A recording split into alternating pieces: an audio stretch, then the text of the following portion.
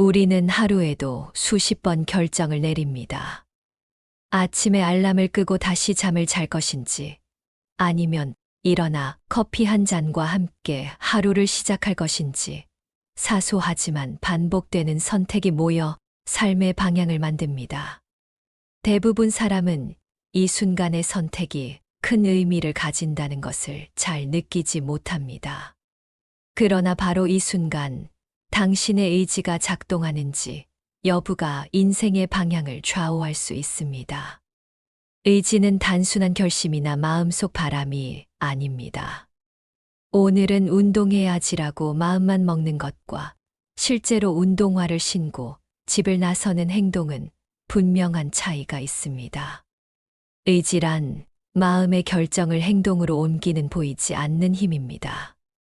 부처님께서는 마음을 다스리고 집착을 내려놓으라 하셨고, 니체는 의지 없이는 아무것도 없다고 강조했습니다. 두 사상가가 다르면서도 공통으로 말하고 있는 것은 결국 행동과 삶의 주도권은 내 의지에 달려 있다는 점입니다. 일상의 작은 순간을 떠올려 보세요. 아침에 출근길 지하철에서 늦잠으로 기분이 무거울 때, 그 짧은 10분 동안 오늘 하루를 포기할 것인지 아니면 웃으며 하루를 시작할 것인지 결정합니다. 점심시간 업무가 산더미처럼 쌓였는데 나중에 하자라고 체념할 것인지 아니면 한 가지씩 처리하며 마음의 여유를 찾을 것인지 선택합니다. 이런 사소한 결정들이 쌓이면 결국 삶의 큰 흐름을 만들고, 의지가 약하면 쉽게 흔들리고 강하면 흔들림 속에서도 나아갈 수 있습니다. 즉, 의지는 큰일을 할 때만 필요한 힘이 아니라 매일의 사소한 순간에서 드러나는 삶의 주춧돌입니다. 우리는 종종 성공이나 변화가 큰 사건에서 비롯된다고 생각하지만 사실 작은 선택과 행동의 누적이 인생을 바꿉니다. 오늘 아침 침대에서 한 번 더 누운 선택, 혹은 일어나 커피 한 잔을 준비한 선택, 그 차이가 결국 당신이 삶을 통제하는 힘, 즉 의지의 크기를 결정합니다. 이 글을 읽는 지금 당신에게 묻고 싶습니다. 지난 하루 동안 당신의 의지는 얼마나 당신의 삶을 움직였나요? 혹은 얼마나 방관하고 있었나요? 오늘부터 우리는 의지의 존재를 깨닫고 삶의 작은 순간에도 나를 움직이는 힘으로 삼는 법을 배워보려 합니다. 의지가 부족한 삶은 눈에 잘 띄지 않게 시작됩니다. 오늘 할 일을 내일로 미루고 작은 약속을 가볍게 어기며 하고 싶지 않은 일 앞에서 변명부터 떠올리는 순간들이 쌓여갑니다. 처음에는 별일 아니라고 여깁니다. 그러나 이런 사소한 반복이 결국 자신감의 붕괴로 이어지고, 나중에는 나는 원래 의지가 약한 사람이라는 잘못된 자기 정의를 만들어버립니다. 예를 들어보겠습니다. 새해가 되면 많은 사람들이 운동을 결심합니다. 헬스장 등록을 하고 운동화를 새로 장만하며 스스로를 다짐하죠. 하지만 첫 주만 지나도 피곤하다는 이유, 시간이 없다는 이유로 발걸음이 줄어듭니다. 결국 몇 달 뒤 그 결심은 흔적조차 남지 않습니다. 운동을 하지 않은 것보다 더 큰 문제는 나는 작심삼일에 불과하다는 자기 불신이 깊어지는 데 있습니다. 이는 단순히 운동 실패로 끝나지 않고 다른 영역에도 파급됩니다. 공부, 일, 인간관계에서도 스스로를 신뢰하지 못하게 만드는 것입니다. 심리학에서는 이를 자기 효능감 self-efficacy의 저하라고 설명합니다. 쉽게 말해, 내가 하면 할 수 있다는 믿음이 약해지는 것이죠. 자기 효능감이 낮으면 새로운 도전을 두려워하고 조금만 어려움이 생겨도 포기하는 습관이 자리 잡습니다. 결국 시도조차 하지 않는 삶으로 이어질 수 있습니다. 의지의 부재는 단순히 개인적인 실패로만 끝나지 않습니다. 사회적인 관계에서도 영향을 미칩니다. 작은 약속을 지키지 못하는 사람은 신뢰를 잃고 책임을 회피하는 습관은 주변 사람과의 관계를 멀어지게 만듭니다. 더 나아가 자신을 둘러싼 기회들마저 사라지게 만듭니다. 누군가가 당신을 믿고 중요한 일을 맡겼을 때 의지가 부족하다면 그 기대를 저버리게 되고 신뢰를 잃는 순간 다시는 같은 기회가 오지 않을지도 모릅니다. 신체적인 측면에서도 문제는 나타납니다. 의지가 부족한 사람은 쉽게 무기력감에 빠지고 이로 인해 수면 습관이 깨지거나 불규칙한 생활 패턴이 굳어지기 쉽습니다. 결국 스트레스 호르몬이 증가하고 만성 피로와 우울감으로 이어집니다. 단순히 마음의 문제가 아니라 몸의 건강까지 무너뜨리는 것이죠. 의지가 부족한 삶은 결국 자유를 잃은 삶입니다.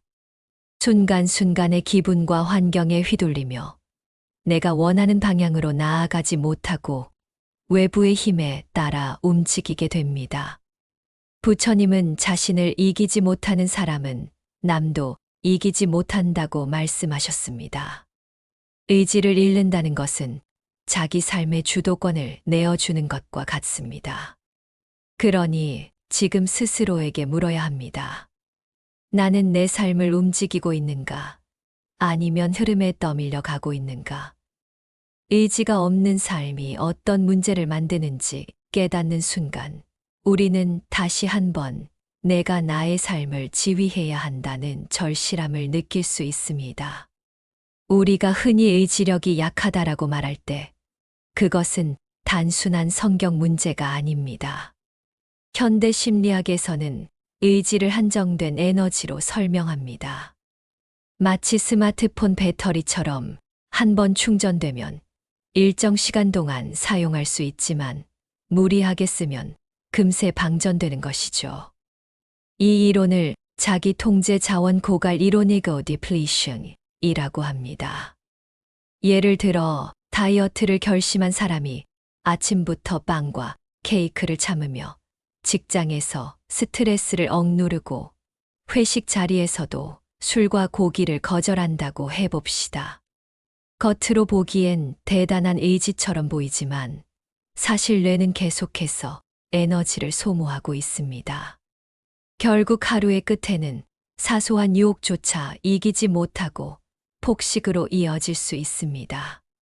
이는 의지가 무한하지 않다는 사실을 보여줍니다. 여기서 중요한 점은 의지는 훈련을 통해 강화될 수 있다는 것입니다. 뇌과학 연구에 따르면 의지력은 전전두엽 프리프론탈 코텍스라는 뇌 영역과 밀접한 관련이 있습니다. 이 부위는 계획, 집중, 감정 조절을 담당하는데 꾸준한 훈련을 통해 근육처럼 단련할 수 있다고 합니다. 작은 목표를 꾸준히 실천하는 습관이 쌓이면 점점 더 큰 도전을 감당할 수 있는 힘이 생기는 것이죠. 니체는 살아가는 이유를 아는 사람은 어떤 상황도 견뎌낼 수 있다고 말했습니다. 이는 단순한 정신론이 아니라 심리학적으로도 타당합니다. 왜 해야 하는가에 대한 명확한 목적이 있을 때 뇌는 더 많은 에너지를 의지에 투자합니다. 반대로 이유가 불분명하면 조금의 어려움에도 쉽게 포기하게 됩니다. 따라서 의지를 강화하려면 의미 있는 목표와 그것을 지켜야 하는 이유를 끊임없이 상기해야 합니다. 또한 의지는 혼자만의 문제가 아닙니다. 사회적 환경과도 크게 연결됩니다. 가족, 친구, 동료 등 가까운 사람들의 지지가 있을 때 우리의 의지는 훨씬 더 단단해집니다.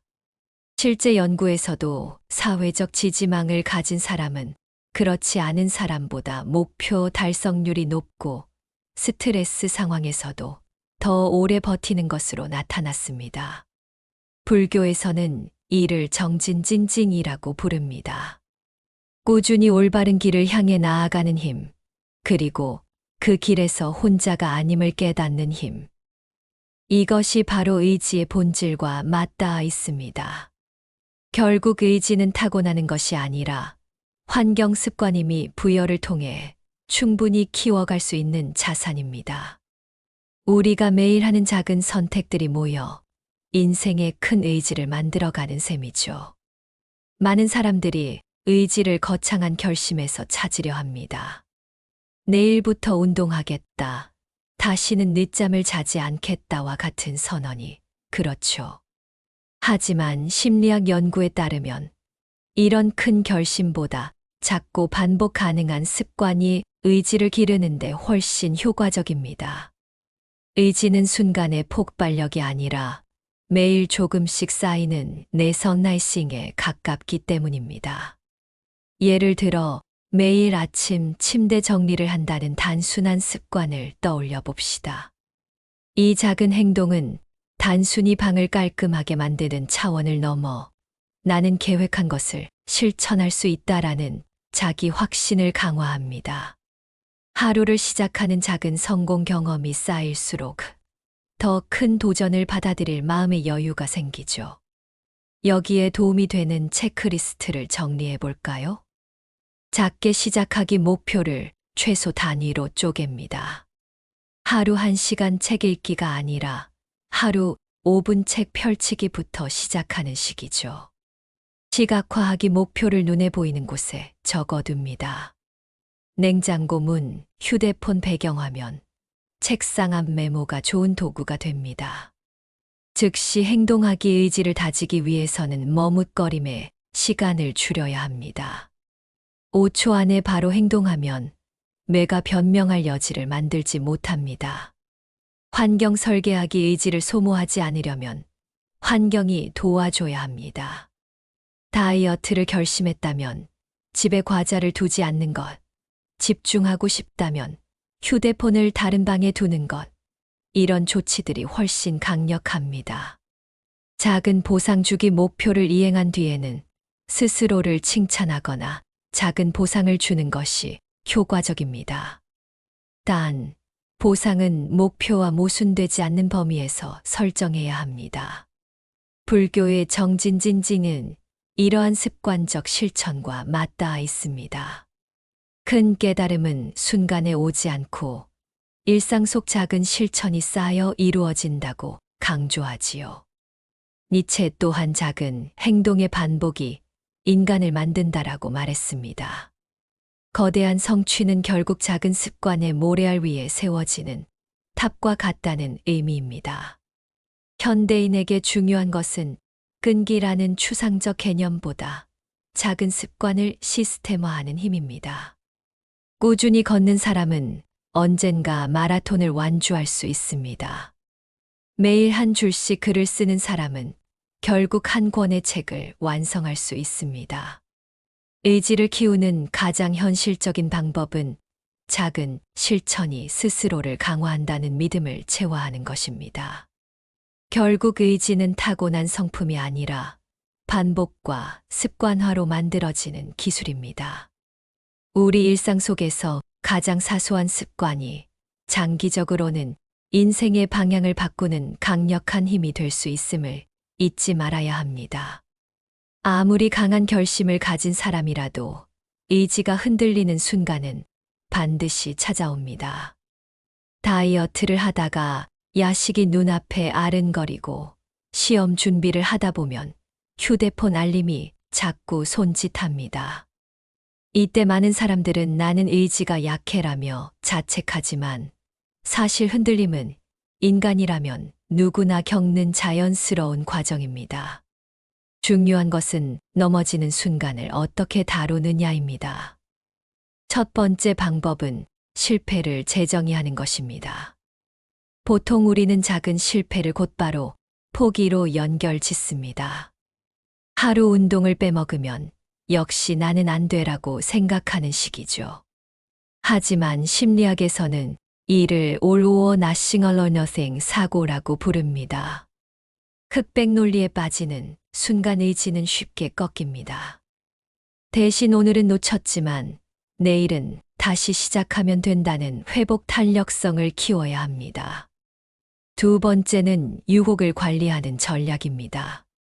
의지는 강제로 참아내는 힘이 아니라 유혹을 덜 마주하게 만드는 환경에서 더 오래 유지됩니다. 예를 들어 공부할 때 휴대폰을 침대에 두면 10분 만에 손이 가지만 아예 다른 방에 두면 유혹 자체가 줄어듭니다. 마치 불교에서 말하는 번뇌를 피하는 길과 같습니다. 고통을 억지로 버티는 것보다 애초에 불필요한 번뇌와 멀어지는 것이 지혜로운 방법이지요. 세 번째는 작은 성공 경험을 쌓는 것입니다. 의지가 흔들릴 때는 거창한 목표가 부담이 됩니다. 그럴 땐 오늘 5분만 책을 읽자 혹은 단 10분만 걷자와 같은 작은 실천이 도움이 됩니다. 심리학자 엘버트 반두라는 이를 자기 효능감 self-efficacy이라 불렀습니다. 즉, 작은 성공 경험이 다시 도전할 힘을 만들어낸다는 것이죠. 네 번째는 감정 관리입니다. 의지가 약해지는 순간은 단순히 게으름 때문이 아니라 스트레스와 불안이 쌓였을 때 주로 찾아옵니다. 이럴 때는 잠시 멈춰 심호흡을 하거나 산책을 하는 등 감정을 환기하는 방법이 필요합니다. 니체는 때로는 쉬는 것도 의지의 한 표현이다라고 말했습니다. 포기와 휴식은 전혀 다른 차원이라는 것을 기억해야 합니다. 마지막으로 지지받는 관계가 중요합니다. 혼자만의 싸움으로 남겨지면 쉽게 무너집니다. 그러나 누군가가 괜찮아, 다시 해보자라고 말해주는 순간 우리의 의지는 다시 불붙습니다. 연구에 따르면 목표를 공개적으로 선언한 사람은 혼자 다짐한 사람보다 성공 확률이 약 70% 더 높다고 합니다.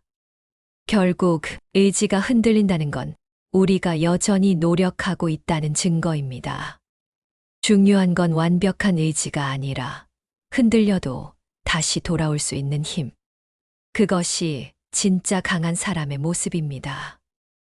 의지는 단순한 정신력의 문제가 아닙니다. 우리가 매일 쓰는 에너지를 어떻게 관리하느냐에 따라 의지의 지속력은 크게 달라집니다. 아무리 강한 의지도 몸과 마음이 지쳐버리면 한순간에 무너집니다. 마치 배터리를 충전하지 않고 스마트폰을 계속 쓰는 것과 같습니다. 따라서 의지를 오래 유지하려면 체력 정신 환경의 에너지를 균형 있게 다루는 방법이 필요합니다.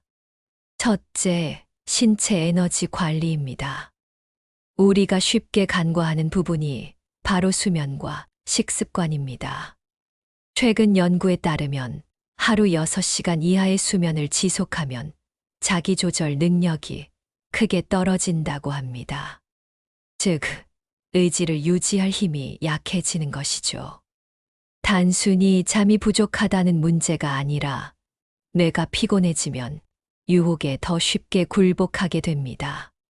또한 당분이 많은 음식은 순간적인 활력을 주지만 곧 피로감을 몰고 와 집중력을 떨어뜨립니다. 균형 잡힌 식단과 충분한 수면이야말로 의지의 가장 기본적인 에너지원입니다. 둘째, 정신 에너지 관리입니다. 의지는 집중력과 직결됩니다. 하루 종일 업무 공부 사람 관계에 시달리다 보면 우리의 집중력은 점점 소진됩니다.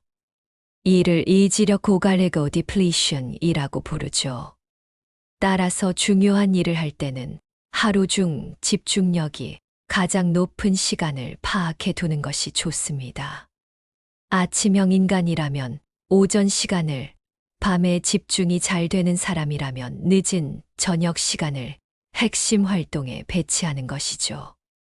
니체가 말했듯 위대한 생각은 아침 산책에서 태어난다는 말은 단순한 은유가 아니라 실제로 정신 에너지가 가장 맑을 때 새로운 통찰이 생긴다는 사실을 보여줍니다. 셋째, 환경 에너지 관리입니다. 의지는 혼란스러운 환경보다 단순하고 정돈된 공간에서 더 오래 지속됩니다. 책상 위가 어지럽혀져 있으면 마음도 쉽게 산만해지죠. 실제로 하버드대 연구에서도 물리적 환경을 단순화하면 과제 집중도가 높아진다는 결과가 나왔습니다. 책상 위를 정리하는 단순한 습관만으로도 의지의 낭비를 줄일 수 있습니다. 넷째, 에너지 회복 루틴을 만드는 것이 필요합니다. 하루 종일 달리기만 하면 누구든 지칩니다. 따라서 의도적인 회복 시간이 필수입니다. 짧은 명상, 가벼운 스트레칭, 산책, 음악 듣기 같은 활동이 뇌와 몸에 회복 에너지를 제공합니다. 특히 90분 집중 후 10분 휴식이라는 울트라디언 리듬을 활용하면 장시간 의지를 유지하는 데 큰 도움이 됩니다. 마지막으로 의지를 에너지 효율적으로 쓰는 법도 중요합니다. 모든 결정을 의지에 맡기지 말고 반복되는 일상은 습관화해야 합니다. 아침에 뭘 입을지, 점심에 뭘 먹을지 같은 사소한 선택은 에너지를 소모합니다. 그래서 스티브 잡스나 마크 저커버그가 비슷한 옷만 입는 이유도 여기에 있죠. 작은 결정을 줄이면 중요한 일에 쓸 의지 에너지를 아낄 수 있습니다. 의지를 지속한다는 것은 단순히 정신적으로 강한 사람이 되는 게 아닙니다. 몸과 마음, 환경이 함께 조화를 이루어야 가능한 일입니다. 결국 의지는 에너지이고 그 에너지를 어떻게 쓰고 충전하느냐가 승패를 가릅니다. 지금까지 우리는 의지를 이해하고 다지고 흔들릴 때 극복하며 에너지로 뒷받침하는 방법까지 살펴보았습니다. 그러나 마지막 단계에서 중요한 것은 이 모든 과정을 삶 속에 자연스럽게 녹여내는 것입니다. 즉, 의지를 억지로 끌어내는 힘겨운 싸움이 아니라 삶의 흐름 속에서 당연하게 작동하는 습관화된 태도로 만드는 것이죠. 첫째, 의지를 목표가 아닌 과정으로 바라보기입니다. 많은 사람이 의지 목표 달성이라고 생각합니다. 하지만 목표는 끝이 있지만 삶은 계속 이어집니다. 목표에만 집착하면 달성 순간 이후 공허함이 찾아옵니다. 따라서 의지는 특정 성과를 위한 수단이 아니라 매일의 작은 행동 속에서 살아 숨 쉬는 과정이어야 합니다. 예를 들어, 나는 10kg을 뺄 거야. 대신 나는 매일 조금 더 건강하게 먹고 움직이겠다는 태도로 바꾸면 의지가 삶과 연결됩니다. 둘째, 가치와 연결하기입니다. 단순히 해야 한다는 의무감만으로는 오래 가지 못합니다. 하지만 그것이 자신에게 중요한 가치와 연결될 때 의지는 스스로 길을 찾습니다. 철학자 빅터 프랭클은 강제 수용소에서조차 삶의 의미가 있다면 인간은 어떤 고통도 견뎌낼 수 있다고 말했습니다. 나의 공부가 단순한 시험 준비가 아니라 가족의 미래를 위한 것이라면, 일상의 훈련이 단순한 근육 단련이 아니라 자기 존중의 표현이라면, 의지는 더 이상 외부의 채찍이 아닌 내부의 불꽃으로 자리합니다. 셋째, 관계 속에서 확장하기입니다. 혼자의 의지는 한계가 있지만 관계 속에서 의지는 전염되고 강화됩니다. 좋은 공동체는 개인의 결심을 넘어선 힘을 줍니다. 러닝 모임에 나가면 혼자 뛸 때보다 훨씬 멀리 달릴 수 있는 것처럼 함께하는 관계는 의지를 지속시키는 강력한 자원이 됩니다. 불교에서도 승가선체어, 즉 수행 공동체를 강조한 이유가 여기에 있습니다. 넷째, 의지를 즐거움과 결합하기입니다. 억지로 참고 버티는 의지는 오래가지 못합니다. 반대로 즐거움과 연결된 의지는 꾸준히 흐릅니다. 예를 들어 운동을 벌이 아니라 음악과 함께하는 놀이로 바꾸거나 공부를 혼자 하는 고통이 아니라 친구와 문제를 풀며 대화하는 시간으로 바꾸는 것입니다. 니체는 삶을 춤추듯 사랑하라고 말했습니다. 춤추듯 즐길 수 있을 때 의지는 삶 속에서 영속성을 가집니다. 마지막으로 자신을 믿는 태도입니다. 의지는 완벽한 사람이 되기 위한 장치가 아닙니다. 오히려 불완전함 속에서 조금씩 성장하는 힘입니다. 넘어져도 다시 일어나고 흔들려도 다시 중심을 찾는 그 반복이 곧 의지의 본질입니다. 마치 나무가 바람에 흔들리며 더 단단해지는 것처럼 우리의 삶도 흔들림을 통해 더욱 깊어집니다. 궁극적으로 의지는 특별한 순간에만 꺼내는 무기가 아닙니다. 우리가 매일 먹고 자고 대화하고 선택하는 모든 과정에 깔려있는 삶의 태도입니다. 목표를 위해서가 아니라 더 나은 인간으로 살아가기 위해 존재하는 근본적 힘입니다. 의지를 삶에 통합한다는 것은 이제 의지가 따로 존재하지 않아도 된다는 뜻이기도 합니다. 그것은 곧 삶 자체가 의지의 표현이 되는 순간입니다.